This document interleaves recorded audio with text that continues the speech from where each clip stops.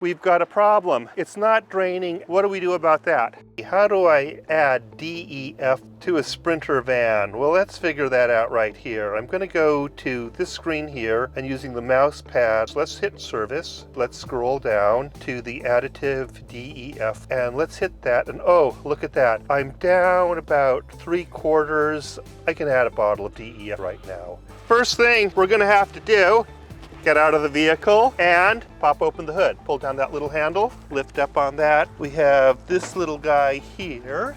And look what we have over here. It says DEF only. Let me unscrew that. Take off that part, put it over here, screw it in. Okay, nice and tight. We've got a problem. You see, it's not draining out. What do we do about that? What we do is we take a hand and push it down like that. Watch what happens. It drains out into the car. No muss, no fuss. I'm not getting any spillage at all. We got that all in. Unscrew this right here. Take the blue cap, put it back on. Snug but not too tight.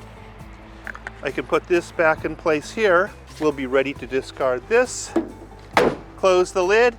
As the engine runs, you actually see it going up to a higher level. We're done.